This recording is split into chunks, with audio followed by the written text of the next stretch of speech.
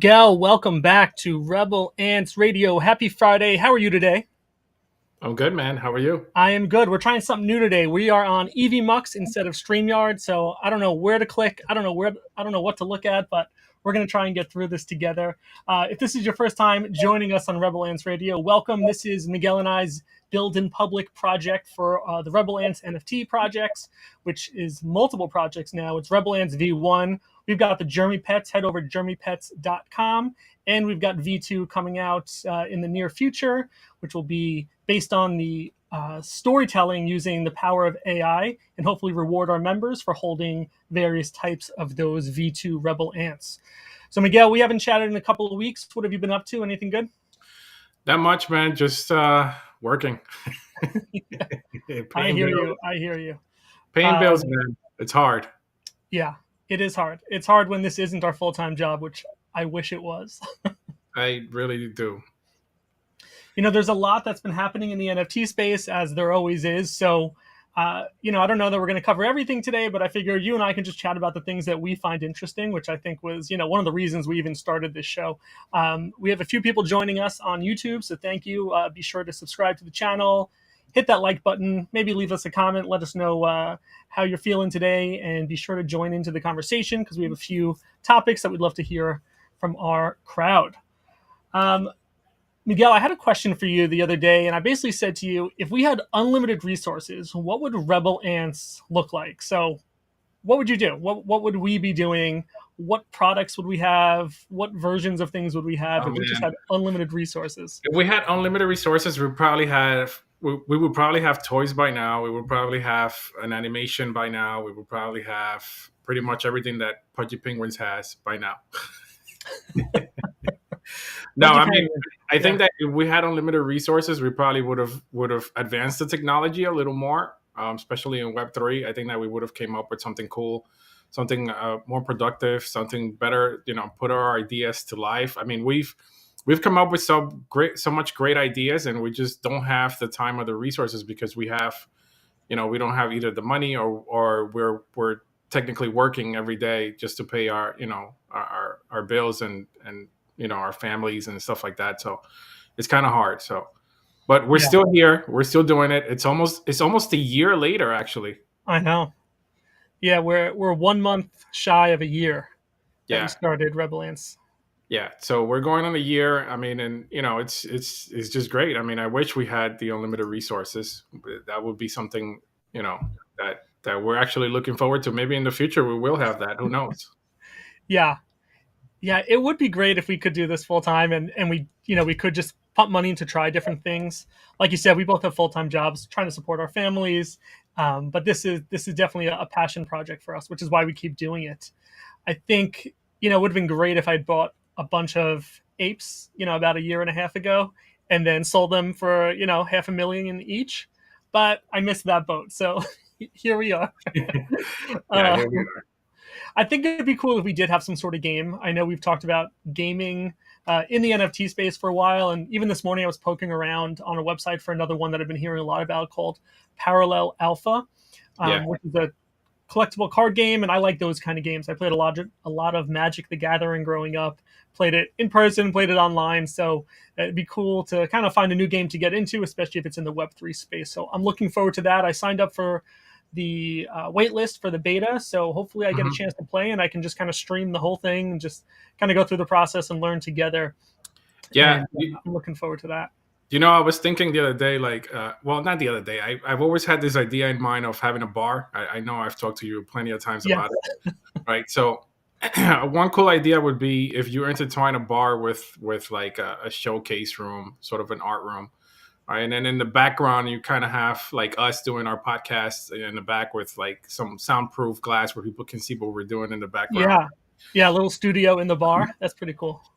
Yeah, I mean, not only that, but having it kind of showcase just NFTs in general, like having those big, giant, like TVs or whatever they're called, screens, just showcasing just NFTs, like any kind of NFTs or any kind of artist for that matter.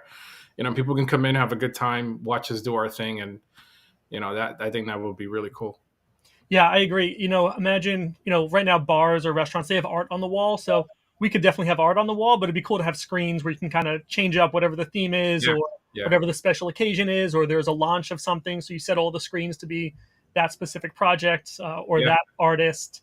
That would be really cool. That'd be a lot of fun. I had sent you a text yesterday with an idea for a dive bar NFT, but I don't want to give away too much because maybe we'll end up doing that one day. Yeah. But I do think the idea of having a bar would be cool.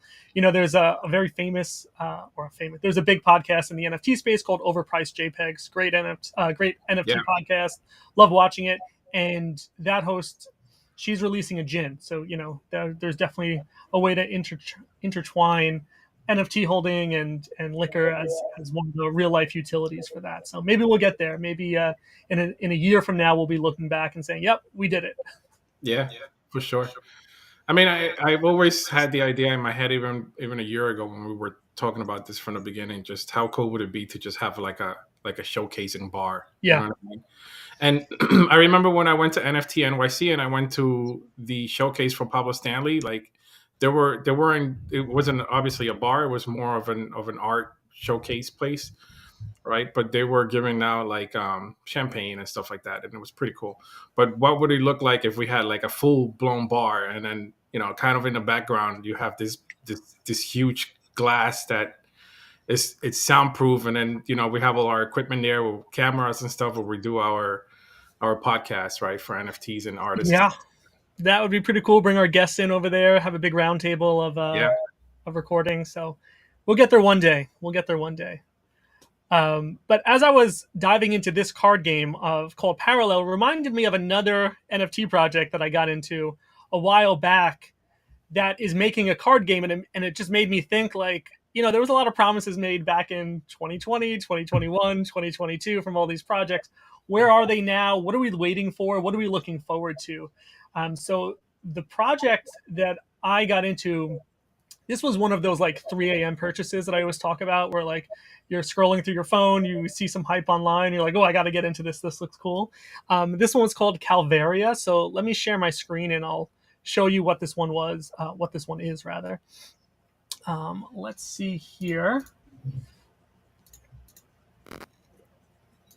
And so this is called Calvaria. This is not financial advice to buy this or anything like that, but they've been doing a lot, just very slowly, I guess. But they've been very active. They post on Twitter a lot. They have Reddits. They've done a bunch of YouTube videos.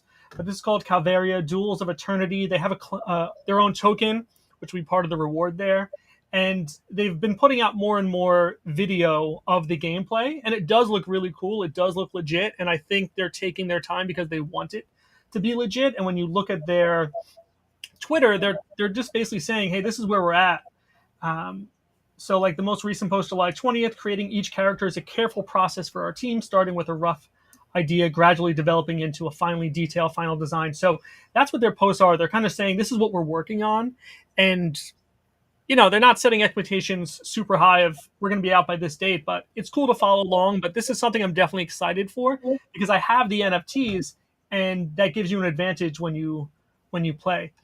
So I'm looking forward to that one. Are there any projects, Miguel, that you are looking forward to, or anything coming up in the NFT crypto space that you're looking forward to? No, not really. I mean, I obviously we've talked a little bit about like Shivarium. Yes. The project. Yeah. You know, I wasn't a big fan, but now that I see how it's starting to evolve, I'm looking forward to seeing what that's going to look like in the future. I don't know if it's going to have a big impact, obviously, because people still treat it like the little redheaded stepchild of Dogecoin. But you know, it's just interesting to see how that technology is evolving with SHIB. And obviously, this is not financial advice, but it seems like pretty legit, pretty consistent. Like they stay building. They stay hiring people. They stay, you know, keeping the community up to date. So really looking forward to what that looks like in the future. Yeah. And it looks like they went into mainnet about 2 days ago. Okay. And it doesn't seem like it had a big jump on price, but obviously the whole crypto market's down right now. Yeah, way down. Yeah. So I don't know. I'm looking forward to seeing what that looks like later on in the future. Yeah, good. I like it. I'm excited to follow that along. There was a lot of talk today on Twitter or X, whatever we're going to call it, about these ideas of Elon starting a coin for X. And there was some news that came out or that was recently publicized about how SpaceX sold off, $300+ million of Bitcoin. And I think that's what maybe contributed to the dive over the last like 12 hours. But apparently that was old news and now it's just kind of recirculating. But Yeah, the theory along with that was that Elon might be using that to kind of introduce another token specifically for X and maybe tie that into the creator. What are your thoughts or speculation on that? I don't know. I don't think it was true. I don't think it was true that he sold anything. I think he's still holding on to the Bitcoins that he made with Tesla. No, I think SpaceX did sell it, but I think this was a long time ago. I think this happened like over a year ago. I think that was confirmed, but let's take a look. I'm not sure because I think if you go on X, I think not Coin Market Cap, Coin Gecko or whatever that does the news, kind of mentioned it, and then they said that no, it wasn't something that was true. Okay. I think they're still holding on to their crypto. Yeah. I don't think they sold it. Do you think he'll introduce a coin No. Specifically for X? No. No. I think he'll intertwine Doge somehow. Yeah. That's why I'm holding my Doge. One day, a few more tweets from him, a few more pumps, and then.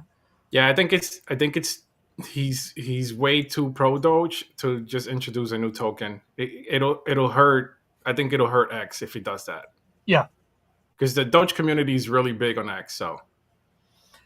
Yeah, and he's obviously been a fan, so it might make sense to just kind of keep that and continue. He's probably holding that it's in his best interest as well to have the price of Doge go up as people. Yeah, he has a. I think he has like a thing that he bought his son where he's mining Doge. So that sounds good. All right, can I tell you about this project that got me really excited over the last 2 weeks since we've last spoken? Yeah.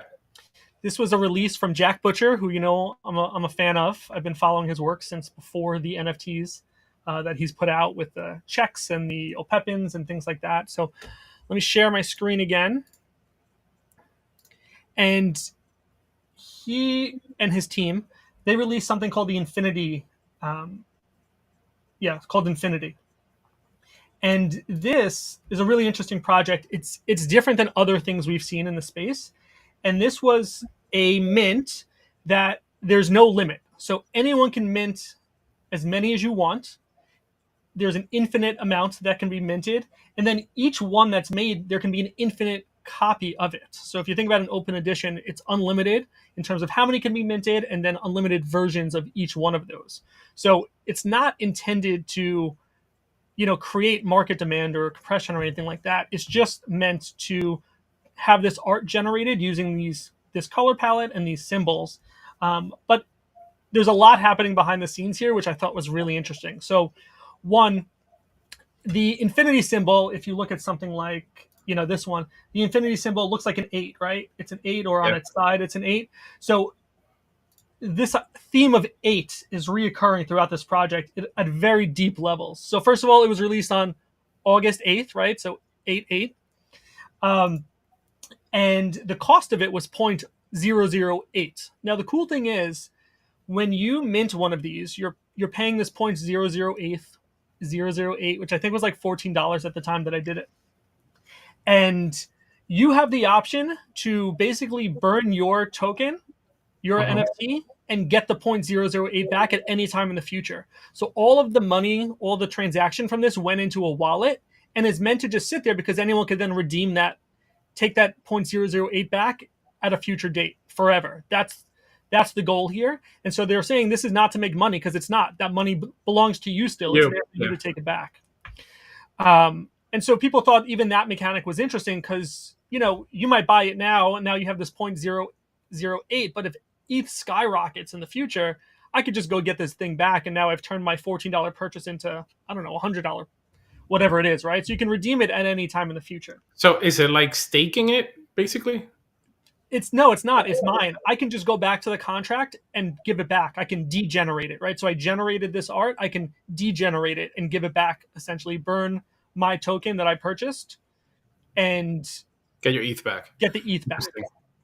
Yeah, so the wallet itself is just a holding wallet where all those funds went. Now, spoiler alert, the wallet got hacked because there was a flaw, there was a bug in the code, There we go. which Jaleel documents quite well on Twitter. So we're looking at a post here. He says, "Dear all, a bug was found in the Infinity contract I built, and it was abused to drain all the funds." So I know that doesn't sound good, but almost disregard that because they put the money back. They fixed the code, and now they're talking about reintroducing this the website where you can mint it. But I just want to talk a little bit more about some of the other cool stuff that I learned while researching about Infinity. That really I just thought was just like a beautiful combination of art and code and all that. So there was a Twitter post by this guy here, Marka.eth, and he goes into detail about the contract here. So some of the cool things to note is the contract itself starts with a 008. So the first you'll notice about the contract is the address. Notice what it begins with, 008. Nothing is by chance with visualized value, which is the Twitter handle for Jack Butcher. 8, the infinity symbol rotated will be a recurring theme. So contract addresses can be deterministically created using Create2. So right off the bat, it was released on August 8th. It cost 0.008, and the address of the contract starts with 008, right? So pretty cool. What we then learn, if you kind of go through this thread, which we'll post a link, but some of the interesting points that stood out to me, let me get down to those other posts. So the coloring is interesting here. The color of all of these NFTs, so let me pull up another one. All of the colors here, even though they're randomly generated, they use the color coding scheme called HSL, which is hue, saturation, and lightness, right? So you may know what like a hex code is, which is like a six character code for a color, but colors also have an HSL value, hue, saturation, light. One of the cool things is that this was programmed that even though there's random colors, the hue is always going to be fixed at 88, more infinity symbols, right? So the hue will always give this brightness, which is why all these colors, even though they're different colors, they all have this, similar brightness to them. That goes sort of towards like the neonness of a color because they're all fixed at 88, which is the hue level. So I thought that was really, really cool to kind of build that in. Now, the other really interesting thing about this art here that plays off of the infinity symbol, or, the 8 that we see, is that if you look at just the abbreviated, like the half of this, if you cut this in half, you would see just like the left side of this. Now that symbol is an SVG path, so it's a type of coding visualization to create a shape, and that shape calls back to the infinity checks and the OPEPIN, which are other parts of this project. So let me show you what I'm talking about. So these are all the shapes that we see here, right? So this shape right here, if you can see this one, this looks like a teardrop almost. That's half of the infinity symbol, right? Because if you put another one on the other side, you get the infinity symbol. Now that shape on its own is just this teardrop. That one shape is being replicated over and over again as the random generation. Now, when you combine the infinity symbol into 2 infinity symbols, you get like this clover here, right? Now, if you get another clover and you set it on top of itself, you get this shape. Now, this shape is the is the check symbol that was Jack's big project. One of his first big projects was the checks. That's the same shape. So all these projects tie back into each other. Also, when you look at OPEPIN has a very distinguished shape, right? If we pull up the OPEPIN NFT, we'll see 2 shapes for the eyes, right? You see this left eye and the right eye. The left eye is that shape again. It's like the half of the infinity symbol. And so when you go back and you look at this, every one of these shapes that we see here, whether it's this one, it's just the same shape duplicated and flipped the other way. So here it kind of joins at the top right, and here it joins at the top left. So it's duplicated. So every shape that you see here, every shape in the infinity checks, in the infinity project here, is all just this shape used in multiple ways. But it's the OPEPIN eye, and it's also the checks. So it really does this cool job of combining his prior projects with this new one, and just keeps that idea going of this like continuity and this connection between all of them. So Mhm. I was just like so impressed in the way that the code makes this happen, but it also visually um, it works out, right? So I was just like so amazed. This is mine. This is the one that I got here. No, that's not it. Let me go back to mine. Hold on. I did too, but this one I thought was really cool because this is like a bigger graph. Some of them generated smaller grids, like a 4x4.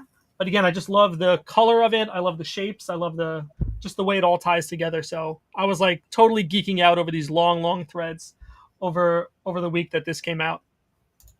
Yeah, it's pretty cool. Yeah, I'm a big fan of the things that he does, and a lot of the other projects are not easy for me to get into because the Opepin, anything else from the Opepin set, you need to be a holder of a prior set, or Yeah. it's just very expensive to get into. So for $14, I thought let me own a piece of the visualized value set here. So these are generated when you mint them, or no? Yes, when you mint it, it gets randomly generated. They took the site down once that bug was discovered, but now they're talking about putting the site back up so that people can continue to mint an infinite amount.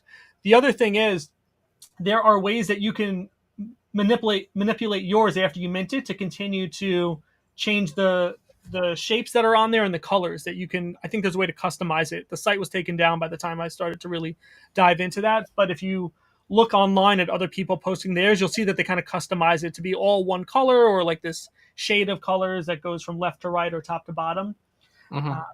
So yeah, I don't know. I was just nerding out over this over the last week, and I wanted to share with you.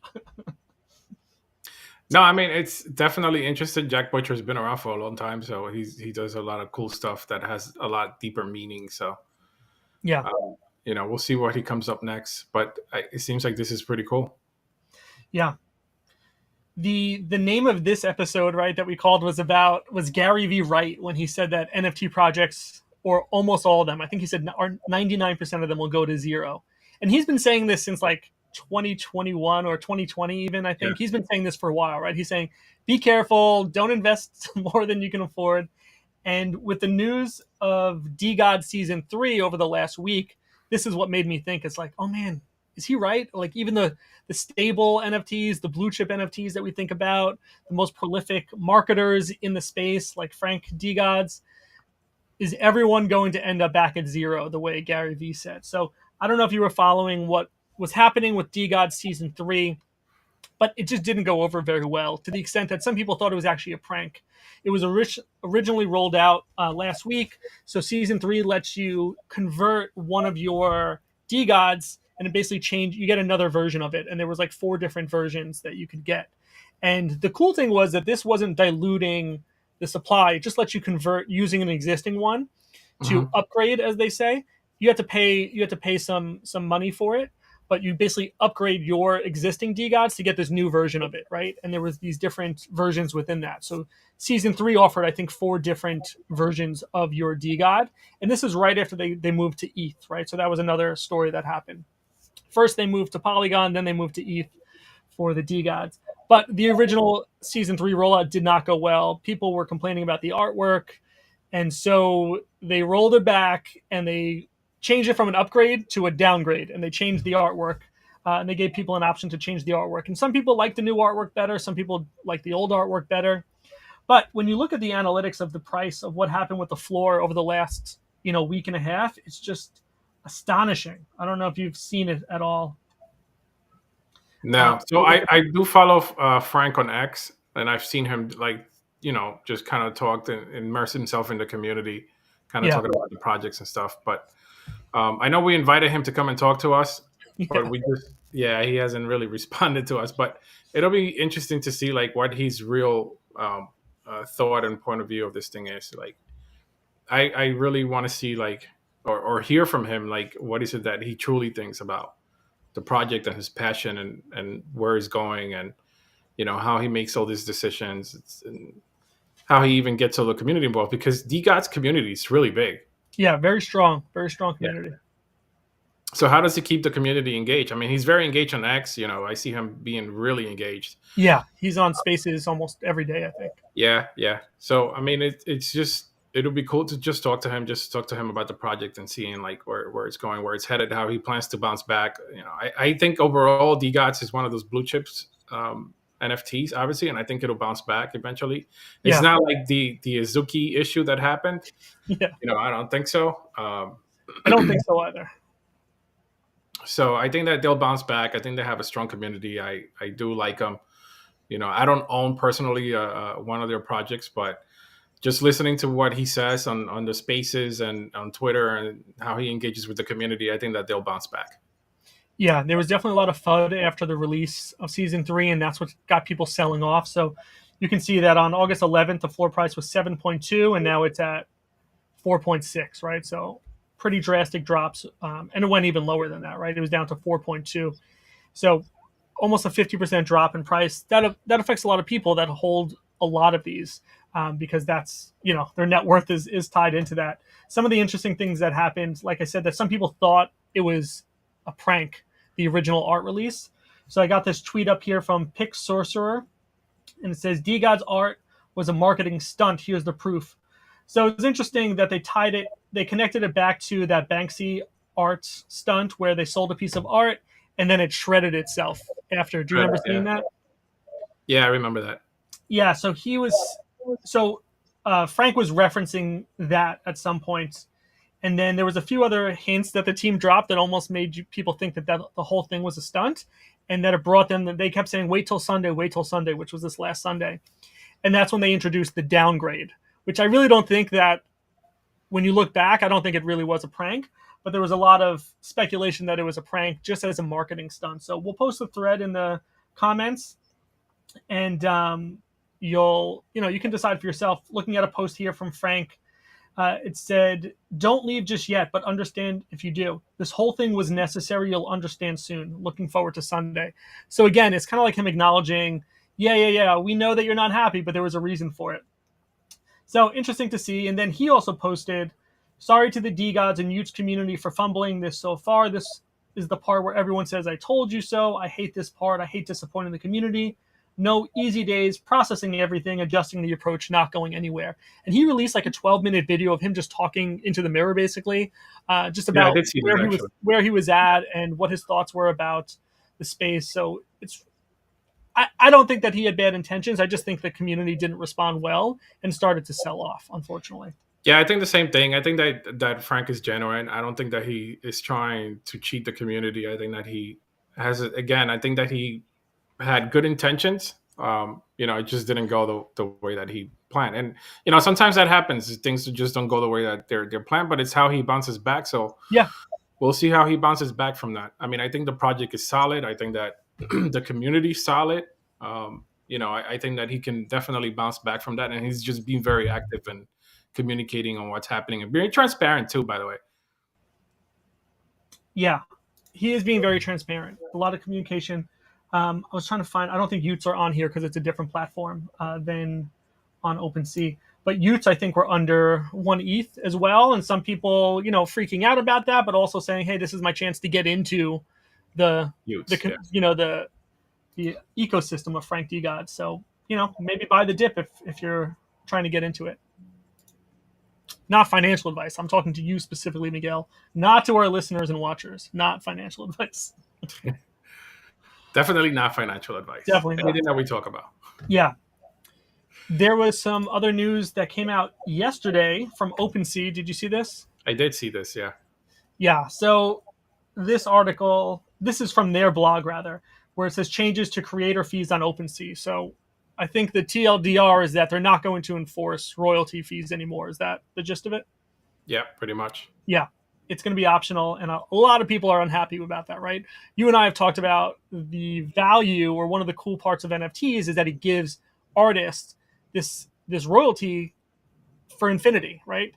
And which is unique versus the way art is sold now in real life. You sell it, and that's it. And it doesn't matter what happens after that. Yep. But this idea of royalties is really important to the creators in this space. What do you think comes after this with this announcement? Do you think people leave OpenSea? What happens next? I don't know. I mean, I have no idea. Maybe they'll leave OpenSea and go to a different platform. there's been a lot of speculation and talk about this royalties from like day one. Um, I don't know what's driving the change. I don't know what they see from their end. You know what I mean? So Yeah. maybe it'll be good to hear from them and why they're changing things in more depth than just what they're saying there Yeah. or what they say on their X thread. Um, but like just to deep dive into creator fees is just a whole nother world. Like I you know, it's a double sword. I don't know. I don't know what to Yeah. think about it. What do you I think? know. I I don't think this is the necessary step for them to do. They're making it optional, which is like a dumb thing to me. If somebody wants to buy a piece of art or an NFT, they can see that that's attached to it, right? Or somebody wants to sell it, they can see that that's attached to the project. Let the people decide what they want to do, how they want to spend or lose that money. Um, and I don't say lose as in like it's a bad thing for the artist to get the money back, but it's factored into the idea of a sale or a purchase. Yeah. But let them make that decision. And if the market says that these royalty fees are too high, then that's the market saying it, and artists will have to respond. Versus OpenSea just saying, you know what, we don't care anymore. Let somebody just decide if they want to. It doesn't matter what the artist's intention was. So there's been a lot of rebuttals to this since it came out yesterday. So, like you said, it would be interesting to hear what their responses are to some of those more poignant arguments back from the community. Say, why are we doing this, right?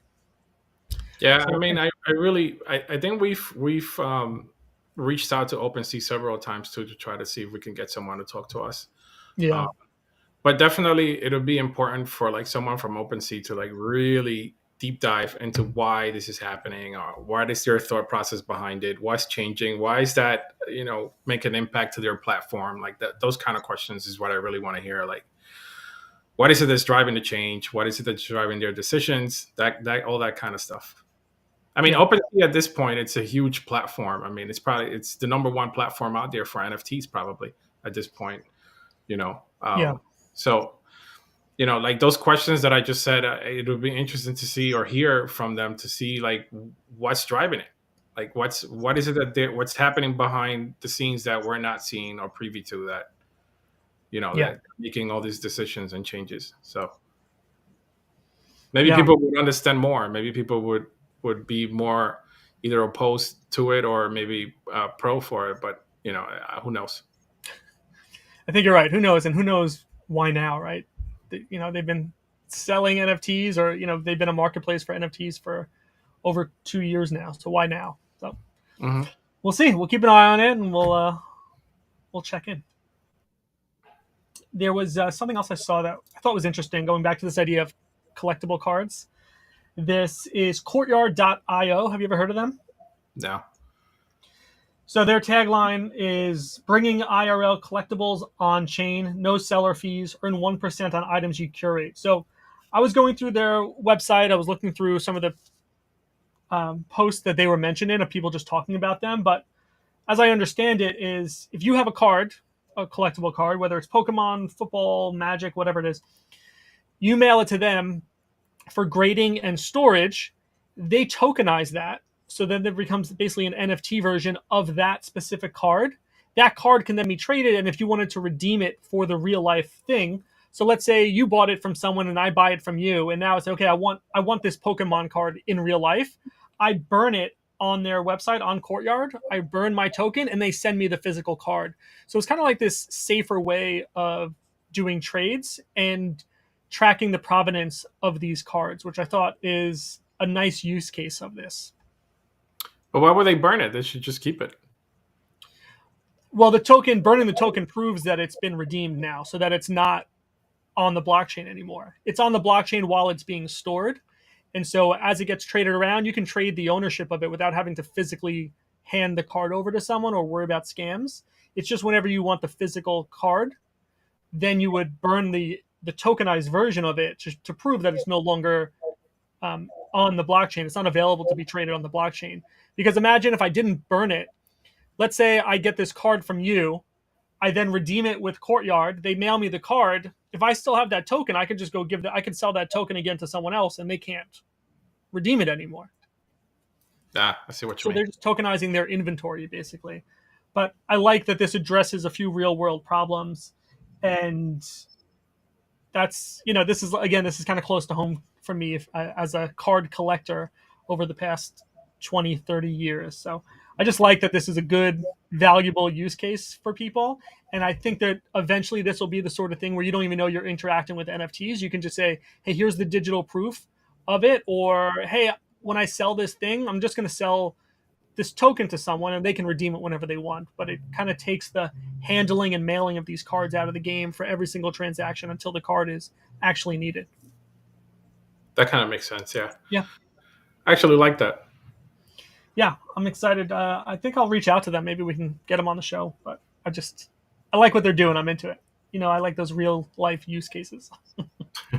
Of course you do. I'll share with you the last thing that I have on my list here that I thought was interesting that came up. This was from yesterday. This is from CNN.com. And the title of the article is Bored Apes Investors Sue Sotheby's, Paris Hilton, and others as NFT prices collapse. So I don't know why the image on this website is so gigantic. This seems like some really weird web design choice to me, but that's okay. So, not a super long article, but it says a group of investors is suing Sotheby's Holding and others over a 2021 auction and promotion of Bored Ape Yacht Club NFTs following the collapse in prices for the celebrity endorsed collectibles, right? So, two things stand out to me here. One is this is only happening because the price collapsed, right? And that because there's celebrities, they probably think they can get some more money out of this. So the four named plaintiffs in the class action lawsuit allege that the auction house misleadingly promoted the NFTs and colluded with creator Yuga Labs to artificially inflate their prices. Like, I don't know if that actually happened, but let's hope it didn't happen, that they were artificially inflating it. But we do know that there was at some point some promotion company getting celebrities to buy in to the ape projects, right? I think that's how Justin Bieber got his, Yeah. and some of the others. So the rest of the article goes on to say that the allegation is that Justin Bieber, whoever else, didn't say that they were financially incentivized to purchase or to promote the project. But I think if you're buying art, right, if somebody's buying art at an art auction, I think it's on you to determine, is this a purchase I want to make or not, right? You're not being forced into it. If you're that easily influenced by Justin Bieber, then that's on you. I don't think that's Agree. Sotheby's as the auctioneers. Yeah, I agree with that. I just think that's stupid. That'll probably get thrown out of court. I hope so, because otherwise I think it sets a bad precedent, because also this idea of like who's setting the price, this stuff is still pretty unregulated as to what the price can be, how high it can go or how low it can go. It could go to zero, hopefully not, but how can you be held responsible for that after the fact, right? Sotheby's sells a bit and you agree to the price. Yeah. Then it goes down and now you're mad. Like, that's the rest of the world. That's how stocks work. That's how NFTs work. That's how crypto coins work. If the price goes down, you're probably upset about it. So I'm not impressed, but I hope this settles out in a way that doesn't make Sotheby's responsible for the price of Bored Ape going down. Yeah. Hey, did you ever set up your Nano Ledger? No, I didn't. I didn't set up my Nano Ledger. I'm very hackable right now, and I hope nobody hacks me. Thank you for sharing that on air. Don't hack me, bro. No problem. What makes you ask that? No, just looking at the Bored Ape, it just was making me think of my Nano. Got a comment here from Cards and Comics. It may have legs if you can prove that there was collusion between investors to buy from each other and artificially create fake prices. Yeah, that is true. And again, I hope that's not true. I have no way of saying what is or isn't true. Maybe it'll come out in this case. But I just hate the idea of Sotheby's being responsible for the price going, now being held accountable because the price went down. If the price didn't go down, would this be coming up? I don't know. I guess we'll find out. Yeah. So what was funny about Ledger that you mentioned that? A number of months ago, they introduced this Ledger Stacks, right? Which is the thing that has like the screen on it. And like the things that you could stack on top of each other. People pre-purchase them. I saw a tweet the other day that someone said, like, what happened to these? Like, that was it. They never came out. I don't think anyone's heard about it recently. It didn't do well. Yeah, it didn't do well. There you go. Another promise thrown into the NFT wind that we'll see if it ever comes true. I mean, their ledgers are not bad. I mean, that's usually where I keep all my NFTs. Although I Whoa! gotta. Don't give away too much. Eh, I'm kidding. I'm kidding. Yeah, I do need to get on it. It's on like my to-do list for personal things. Cards and Comics says if they didn't do due diligence, that is their fault. That is how Sotheby's could be held liable. Same as if AH sells a fake painting. Yeah, that's true. Yeah, let's see what happens. it's All definitely right, true. Miguel. What else we got? Not much. You're going on a trip this Sunday, right? So we're not recording this weekend. Yeah, we're gonna use this show to count for this weekend and next week, and then we'll get back to it the Sunday after that, going into September. Yeah. There's not much going on. I still working obviously on V2 ants. Still working on the backgrounds. I haven't been able to really finish up much on the V2 backgrounds, but I have the 4 that I finished. Background wise, I still want to do another 4. I was telling you, and then I still got to decide like the color scheme. And then there was an issue with like some of the art that I noticed as I was doing it and putting the backgrounds together, which I have to fix. Okay, good to catch it now. Yeah, good to catch it now. So I have to prolong some things with the ants, like their bottom part. I just don't like the way it looks, and I don't want to be that Azuki problem with the thumbnails on the wrong side. With the thumbnails and the wrong things. Yeah, no, I like to look at my art like 1,000 times before it even comes out. So I'll make sure that it's good before it's out. But yeah, there were some issues there, so I got to fix that. I got to finish the other backgrounds that I want to do, and then we have to just pick a color palette that we want to stick with. But it looks pretty cool. It looks pretty promising. I mean, it's not hard to fix it. I just need to find, obviously, the time to get it done. Yeah. And then I was already thinking about the ant queens. Ant coins. That? We will see. We will see. Yeah, we will get to all of it. I promise. But yeah, that's pretty much it. So I think we had a lot of information today. A lot of stuff we talked about. Obviously, crypto's not doing well this week. But I think we'll bounce back. Again, I don't think this is like a deep dive for crypto like it was a year ago. But I think we'll bounce back soon. Yeah. Did you see this? I don't know what's driving the dive though. This is I'm showing a cyclical chart for Bitcoin. So this is Bitcoin only, not ETH, not NFTs. But yeah, I've seen this. You've seen this, right? Where it's basically saying cycle 1, cycle 2, cycle 3, cycle 4, and then it's the same pattern every time. Where this year, whatever the first cycle 1 first year is, it dips, and then year 2, 3, 4 is better, and then it dips, and then year 2, 3, 4 is better. And this has happened over the last 12 years, essentially. Yeah. So that's really interesting that 2022 was the drop, and now going into 2023, it starts to climb back up. We're seeing the same thing again. So it'll be really interesting if this continues to play out. In my head, I know that there's a lot of macro things in the world that impact the price of Bitcoin, but I still think there's a lot that's so unpredictable about it. But if this just continues to write the same script, I think that'll be really interesting. Yeah. Did you see by any chance the XRP thing again? That they're saying now that they're challenging the lawsuit. Yeah. So it's going to keep going on, I guess. Yeah. They're going to keep trying. They're going to keep trying. Yeah. Until this guy Gary retires from the SEC. I know. He's got to go. Speaking of going, Miguel, let's invite people to go to jeremypets.com where they can mint their very own Jeremy Pet NFT. We got some free ones. We got some limited edition ones. So get a free one. Get some of these limited editions. Some of them there's only 20. And you are going to be thankful that you got one of these. Not financial advice, but I'm just going to tell you, you're going to want one of these. That's all I'm going to say. So yeah, invite you all to head over there. Check out Jeremy Pets. This will be integrated into V2 so that there's some reward process connected to this, maybe tied into the ant coins, as Miguel was just saying. So more to come. We invite you to continue to follow our journey every week. Follow us online at Rebel Ants. Head over to rebelants.io to see everything about all of our projects, and jeremypets.com is where you can get the Jeremy Pet NFT. Did I miss anything, Miguel? Nope. Got it all down. Oof. All right. This was our first episode on EV I think it went okay. There are some things I like, some things I don't like. We will have to play around with it a bit more. We're just going to have to keep doing more and more shows and figure out how to fine tune this bad boy. Yeah, on the next episode, I really want to deep dive into Bueno NFT and their Pablo Stanley's new stuff that he's got going. Yeah. He's got a lot going on right Yeah, now. he does. I don't even know how he's doing all this, but he's Yeah, getting it done. I like it. Let's take the next week and change to recap and put all that stuff together so we can kind of talk about who he was before NFTs, because he was definitely a well-known artist even back then. But now in this space, he's really shined, and the community and team that he's built together have put out some amazing products. Absolutely. Agree.